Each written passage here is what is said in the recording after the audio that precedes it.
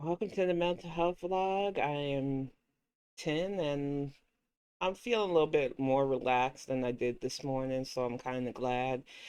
But it wasn't an easy morning. I know that most of you know what is going on in our world, and I just want to say to everybody who is struggling right now, whether you're in the Ukraine or have loved ones who are in there or being shipped over there, for peacekeeping and to fight off Putin's influence, I see you and I am sorry that you're going through this. It is not an easy time right now, and one of the things that I notice about times like this is there are a lot of people who reach out, who want to connect to those around them, whether it's friends or family. And one of the things that I noticed on Twitter was a friend of mine talking about how after a funeral, he decided to cut off toxic family members, and how he got a letter, which is something a lot of family members who want to push their way back into your life does sent him a letter trying to maybe manipulate and guilt him into, removing that boundary he set. And I need people to understand something. It's not easy to live life with mental health issues as it is, whether it's depression, anxiety, schizophrenia, bipolar disorder. And we are our own worst enemies sometimes when it comes to what we think people say and what they do. But it's even worse when people are actively hurting us, when their actions actively do us harm. And it's hard to believe whether or not we are cutting them off because of our own problems or because of what they've done. Case in point, my mom. 2 years ago, I would have been dealing with a lot of her antics and issues, whether it's getting drugs sent to my house, having the post office call me and say, this is a federal crime, something that is like, I didn't even know what was going on. Whether it's her tantrums when she didn't get her way, the abusive way she thought that she ran my house, even though she didn't pay for anything here, the way she would fight with my son and then blame him for her antics, thus stressing him out. I realized that when I got her out of the house that I wanted to cut off ties. But even then I didn't do it. It wasn't until she called me yelling at me because the stimulus money that I got for me and my son that I used to pay the bills so that we didn't get put out, I didn't give her any of. The nerve that she had saying that I stole from her because I didn't give her my stimulus money so that she could buy drugs or whatever she wanted to spend it on. That's the reality for so many of us. That's the level of toxicness that we put up with because we're told we have to. Because family is all you have. And I realize as I get older in my life that my boundaries are my boundaries to protect my mental health and to protect myself from crossing a line that I felt I was going to end up crossing with my mom. And I want to be real with you. The reason my family got her out of there is because I looked my aunt in her eye and said, if she doesn't leave, I am going to hurt her. I was that upset at that point. I was tired of everything I did being wrong, everything I did not being good enough. If I couldn't dole out extra money that I didn't have to fund whatever habit she had, I was bad. But oh no, I have to be the one to take care of her for the rest of my life because she had me. That level of twisted manipulation had to stop because I don't want my son thinking that that is a healthy relationship. So I not only kicked her out, but after that phone call where she accused me of stealing her money, which she knew wasn't the case, I was like, that's it. I'm changing my number. I'm cutting off all contact with her. She left me with a ton of debt. She left me with a car that I have no way to pay off or deal with. It has been sitting in just died in my yard. There's nothing I can do for it. I've absolutely no way of dealing with this. I've called the place that buy a pay a place. They don't want it. She doesn't care. Furniture had to be repossessed because she promised she would finish paying it off, but realized that no, I want to stick it to you even more. But these people out there will tell me, oh, you got to forgive. You got to keep establishing contact. She's your mom. And it's like, you really don't. I think it really is nice when people can find common ground with those that they have DNA ties to, when they can repair friendships that might have fractured, if both parties are willing to see the issues that they both bring. I know I'm not an easy person to get along with. I know I can be stubborn. I know I can be moody. But I also know that if I have you in my life, if I let you close, that means I trust you and that I will take an insane amount of your bullshit before I get to the point where it's like, I can't do this anymore. And I know that I can be blunt when I cut people off. I've cut off friends that I felt like this ain't it. I had a friend in Durham that at first I liked them, but the red flags couldn't be ignored anymore. The hoarding issues that they had, the fact that, their son was very hyper and drove my son crazy. They would complain about their lives, but not want to hear any advice, but continuously seek it out. And there was an issue with substance that I have a flat out intolerance to it because of what I went through with my mom. So I cut them off. And I used to feel guilty. And I think that's a reality for a lot of us who set our boundaries. If we're real about it, we feel guilty that we have to be this solid on saying no to their antics.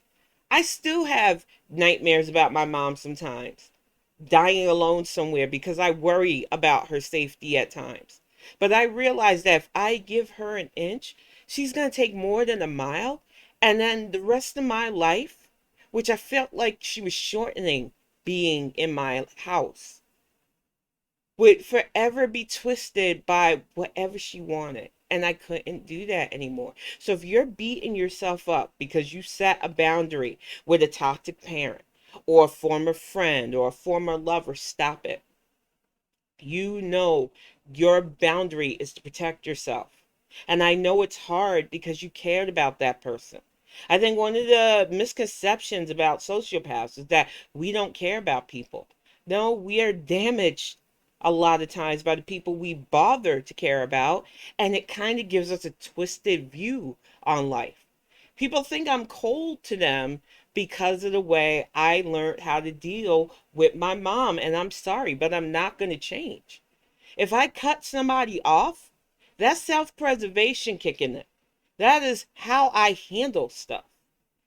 And the reason I handle it is because the person who had me was the first bully in my life. Was the first person who made me feel like the word bitch was my fucking name for the longest time. Who would say things like, yeah, I punched you. And think that's a normal thing for a parent to say. We have to stop acting like our abusers deserve all of our sympathy and that forgiveness means putting up with their shit. It's not healthy. It's very toxic. And it's okay for you to realize that you don't need or want this in your life anymore. And I know that they will play those games. And one of my church relatives did this to me when they found out that I no longer represented myself as a Christian and that I went as a pagan because I believe in shamanism and natural spirituality. And literally, she made it her mission for a while before they started fighting over my grandparents' property to bring me back into the church. And one of the things Christians like to do, and not all of you before you start up on me, is writing those letters and trying to make a person feel bad for their choice in life. And my thing is, if you're right with God, if you're right in your faith, good. You should know that God would want you to respect those who worship or feel different than you. But it was never about how I felt. It was about controlling the narrative and how it would make her feel if she was the one that brought me back into the fold. Manipulation is one of the worst things my family does, and it's why I don't fuck with a lot of them. I don't talk to them, they don't talk to me, and we're all better for it as far as I'm concerned. Does it hurt sometimes? I have boxes that we got from grandma of family pictures of all of us smiling, of Easters where we would all dress up and sit in church together, of family picnics and functions and things we used to do. So yeah, it hurts. My son doesn't know that life. He hasn't seen some of his cousins in years, and it sucks. But when I think of all the fighting and bullshit toxicity that we're avoiding, I wouldn't trade this life for the world now. Because my peace of mind, my lack of knowing who's fighting who, my quiet sense of not having to deal with the stress, it's worth it. And I don't care if I come across as selfish anymore. I am getting older, and I do not want to keep raising kids in a cycle of toxicity disguised as happy family. There was nothing happy about that life. There was nothing happy about having people wanting to fight you or making you pick a side in their petty bullshit. And there was definitely nothing exciting about having somebody who would rather get high and waste every refund and source on their escape to the point where you're freaking hemorrhaging and hoping that you don't get put out of your place. And a lot of us struggle with that. And it's hard to talk about because you don't want people assuming that that's all Black life is about. But it's a harsh reality for those of us with parents who struggle with these issues and struggle with narcissism issues too, because they never see themselves as the problem. Like I said, in many other mental health blogs, have taken the role of villain of her story. I'm fine with that now. I'll be her bad guy. What I won't be is her doormat anymore. And it would be the same for my father if he was still here because he had his problems. The thing with parents are we have to learn we don't owe them for having us. We don't owe them for taking care of us because that's the role they choose. It's something I had to unlearn with kiddo. I realize that I love him. I hope for the best for him, but when he is old enough to make his own decisions, I have to respect that. And it's hard. There are a lot of things that I have been influenced by my own upbringing that I have to remember. I do not want to keep repeating that with him. And it's not easy. And I said to him the other night that I hope that I'm doing well enough with him that he doesn't feel the need to separate and never talk to me again. But I'm hoping I'm raising him strong enough to if I overstep my bounds with him or I ever get to be too much, that he can set those boundaries. Because that's the way we should be raising each other. It is not okay to treat your kids like they owe you. It's not okay to treat anybody in your life like they owe you for being their friend or being their loved one. It is not a barter system to be with somebody. And if your lot in life is to make somebody feel guilty because you're with them and they have issues, or if your lot in life is to make them feel guilty when they say, I can't do this anymore, here's my boundary, do not cross it, I am going to cut off contact, you don't deserve them in your life. And I'm going to say this again to those of you who are struggling. Don't feel bad for having empathy for your former relationships, but don't let them manipulate you into something you know is going to hurt you again. I know it's a struggle. You're a kind soul sometimes, or you might just be somebody who really feels like that person is worth getting back with one day. And I'm telling you, your gut isn't lying to you. There is a reason why you establish those boundaries. There's a reason why you cut off contact. Stick with it. It's, it gets easier. It's not 100%, nothing is. Like I said, I still think about my mom every once in a while. Her birthday was just a couple of days ago, and it hit me that I'm probably never going to see her face to face again if I have anything to say about it. And it hurts sometimes.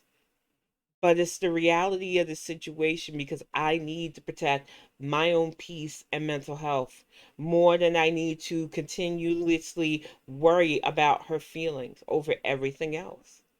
And I know that there are a lot of us out there struggling with this. It's okay to choose yourself.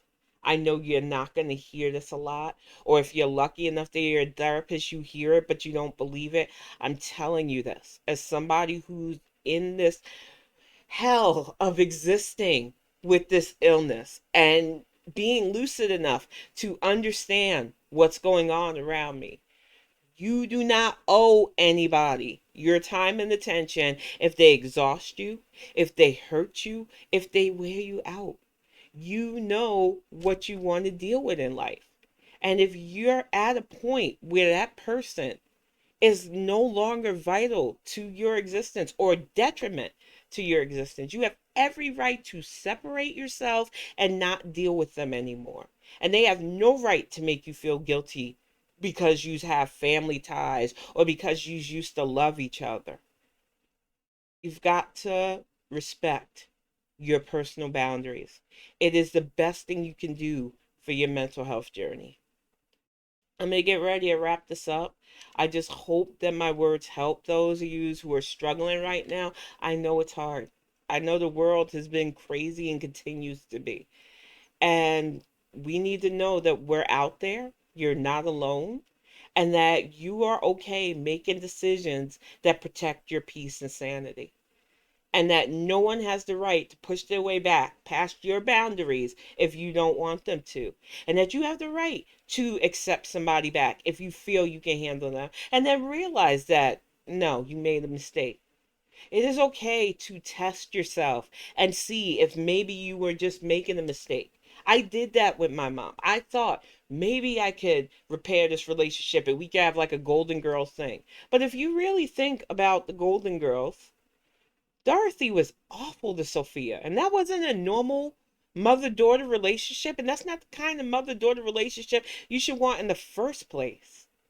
It's toxic, and we have to stop making it light of it and amplifying stuff like that like it's normal. It is not okay for your mother to verbally abuse you. It's not okay for your father to do that. It's not okay for them to play the victim when you finally say enough's enough. And it's not okay for other relatives to goad you into trying to establish connections that were never there in the first place. So I say this to you as I wrap it up. If you have established a boundary to protect your peace, you are doing the right thing. And I see no fault in what you're doing. Please continue to protect your peace because it is a fragile existence for the lot of us.